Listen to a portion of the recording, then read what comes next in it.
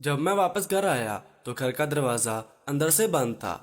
मुझे शक होने लगा। मैं पड़ोस वाले घर की छत से अपने घर के अंदर चला गया। जब मैं नीचे आया तो मैंने देखा कि चाची के कमरे से कुछ आवाज आ रही थी।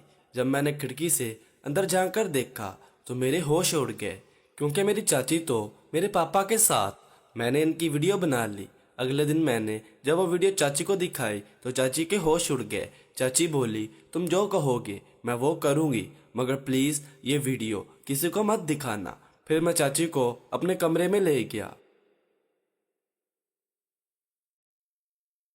मेरा नाम रोहन है और मेरी उम्र लगभग 23 साल है। हमारे घर में मेरे मम्मी पापा और मैं रहता हूँ।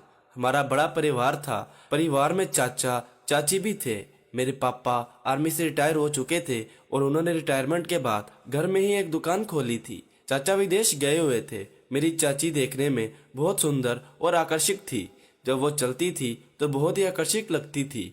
मैं कभी कभी अपनी चाची के साथ मजाक कर लेता और मुझे कुछ नहीं कहती थी। ऐसा लगता था कि उसे अच्छा लगता है कोई उससे बातें करे जिससे उसका समय पास हो जाए। एक दिन चाची रसोई में पराठे बना रही थी और उसने मुझे आवाज दी, रोहन आकर चाय के साथ पराठे खा लो। मैं जल्दी जल्दी रसोई में चला गया।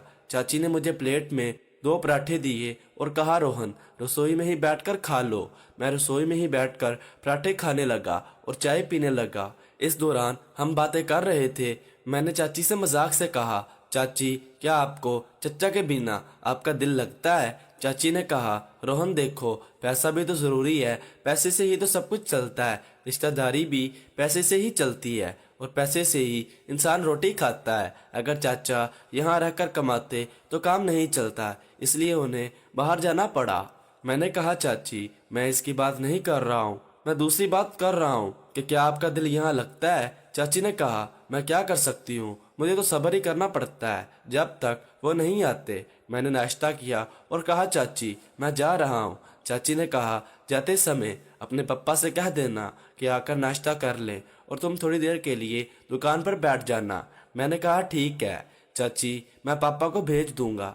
मैंने पापा से कहा कि चाची ने कहा है कि आकर नाश्ता कर ले। पापा ने कहा, तुम यहाँ बैठो, मैं अभी आ रहा हूँ। पापा रसोई में नाश्ता करने चले गए। लगभग 15 से 20 मिनट हो गए, लेकिन पापा अभी तक वापस नहीं आए थे। इस बीच दुकान पर ग्राहक आने लगे और पूछने लगे, भाई साहब कहाँ हैं? मैंने कहा, आप 2 मिनट रुके, मैं पापा को बुलाकर लाता हूँ। मैं सोचने लगा कि पापा आखिरकार इतने समय से क्या कर रहे हैं। दोस्तों, जैसे ही मैं रसोई की तरफ गया, जो मैंने देखा उसे देखकर मेरे होश उड़ गए। मेरे पापा चाची के साथ मीठी बातें कर रहे थे।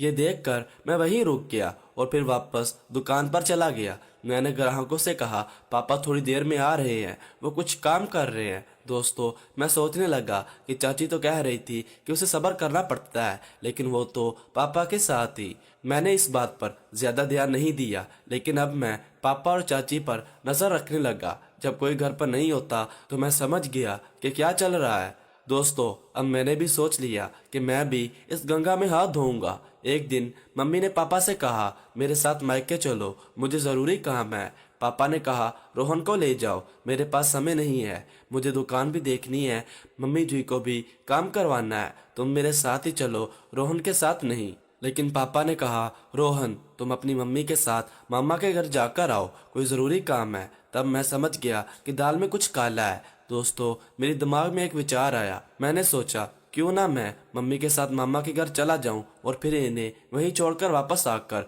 पापा को पकड़ लूं। मैं देखना चाहता था कि कहीं वो कुछ गलत तो नहीं कर रहे। दोस्तों, मैंने मम्मी को मामा के घर छोड़ दिया और इसी वक्त घर वापस आ गया। जब मैं घर आया तो सबसे पहले दुकान पर गया। जब मैंने देखा कि दुकान का शटर नीचे था तो मुझे शक हुआ कि कुछ गड़बड़ है।